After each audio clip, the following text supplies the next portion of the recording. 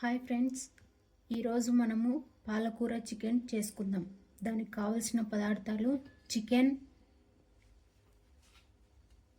పాలకూర,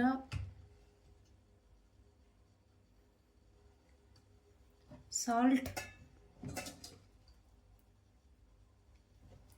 ధనియా పౌడర్, అల్లం వెల్లుల్లి పేస్ట్,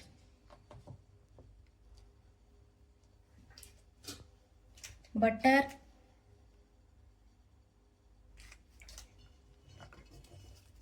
ఆనియన్, పచ్చిమిర్చి, కరివేపాకు, చిల్లీ పౌడర్. ఇక్కడ నేను చిల్డ్రన్స్ కోసం చేస్తున్నా, అంటే పిల్లల కోసం చేస్తున్నా కాబట్టి కాశ్మీరీ చిల్లీ రెడ్ పౌడర్ వాడుతున్నా. మీరు కావాలంటే నార్మల్ కారం పొడి అయినా వాడుకోవచ్చు. ఇది కలర్ వస్తుంది కారం పొడి, కాకపోతే స్పైసీ ఉండదు. And garam masala. And last and final కాజు. ఇవి వేయడం వల్ల మనకి గ్రేవీ థిక్గా వస్తుంది అండ్ టేస్టీగా కూడా వస్తుంది. ముందుగా ఇందులో ఉప్పు వేసుకుందాం. చికెన్కి కావలసినంత ఉప్పు వేసుకుందాం.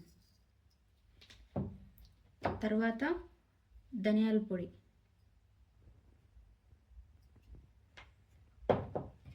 తర్వాత కొద్దిగా అల్లం వెల్లుల్లి పేస్ట్,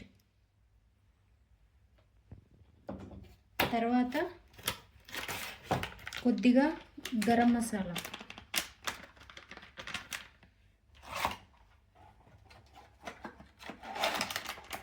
తర్వాత కొద్దిగా కాశ్మీరీ రెడ్ చిల్లీ పౌడర్. ఇప్పుడు వీటన్నింటినీ బాగా కలుపుకోవాలి.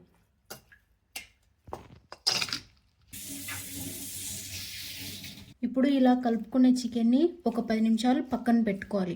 ఆలోపు మనం పాలకూర ఉడికించుకుందాం.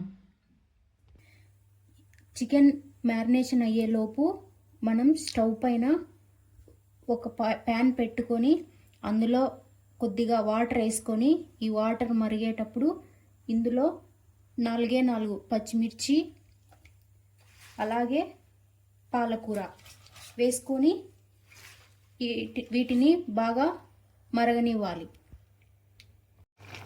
ఇప్పుడు చూడండి, పాలకూర బాగా ఉడుకుతుంది కదా, ఇలా ఉడికితే సరిపోతుంది. ఇప్పుడు ఈ పాలకూరని అంతా తీసి చల్లనీళ్ళల్లో వేసుకుందాం. అలా చేయడం వల్ల ఇందులో కలర్ పోదు, మినరల్స్ పోవు, మనకు పాలకూరలో ఉండే గ్రీన్ కలర్ అలానే ఉంటుంది.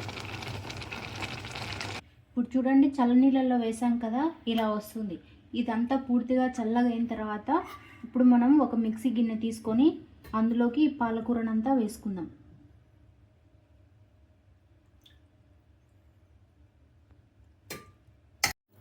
చూడండి, ఉడికించుకున్న పాలకూర చల్లనీళ్ళల్లో వేసుకున్నాం కదా, తర్వాత మిక్సీ చేసుకుంటే ఇలా వస్తుంది. ఇప్పుడు స్టవ్ పైన ఒక ప్యాన్ పెట్టుకొని అందులో బటర్ వేసుకోవాలి. ఇక్కడ మనము ఆయిల్ యూస్ చేయనవసరం లేదు. ఒకవేళ కావాలంటే వేసుకోండి. నేనైతే పూర్తిగా బటర్తోనే చేస్తున్నాను, అందుకే బటర్ చాలా వేసాను. చూడండి, బటర్ హీట్ అవుతుంది కదా, ఇప్పుడు ఇందులో ఉల్లిపాయ ముక్కలు వేసుకోవాలి. అలాగే ఇందులో కరివేపాకు వేసుకోవాలి. చూడండి, ఇప్పుడు ఉల్లిపాయ ముక్కలు బాగా మగ్గాయి కదా, ఇప్పుడు ఇందులో ముందుగా మ్యారినేట్ చేసి పెట్టుకున్న చికెన్ని వేసుకుందాం. ఇప్పుడు ఈ చికెన్ అంతా బాగా మగ్గించుకోవాలి. చికెన్లో వాటర్ అంతా వచ్చేంత వరకు మగ్గించుకోవాలి. చూడండి, చికెన్ ఇప్పుడు మెత్తగా ఉడికింది కదా, ఇప్పుడు ఇందులో మనం ఇందాక మిక్సీ చేసి పెట్టుకున్న పాలకూర పేస్ట్ని వేసుకుందాం. అలాగే ఇందులో జీడిపప్పు పేస్ట్ కూడా వేసుకుందాం. నేనైతే పాలకూర జీడిపప్పు 2 కలిపి ఒకేసారి మిక్సీ పట్టాను.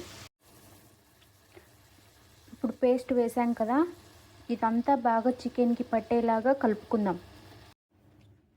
చూడండి, బాగా కలుపుకున్నాం కదా, పాలకూర వేసిన తర్వాత కొద్దిసేపు మగ్గనిద్దాం. ఎందుకంటే పచ్చివాసన వస్తుంది కాబట్టి కొద్దిసేపు మగ్గనిద్దాం.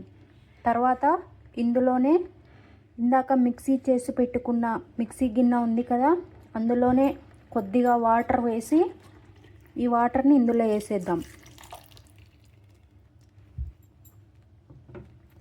ఇప్పుడు మరొకసారి కలుపుకొని దీన్ని బాగా ఉడకనిద్దాం.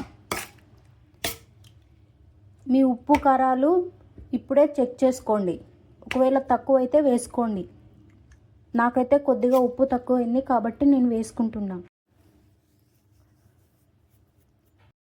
చూడండి, బాగా ఉడికిన తర్వాత ఇలా వస్తుంది.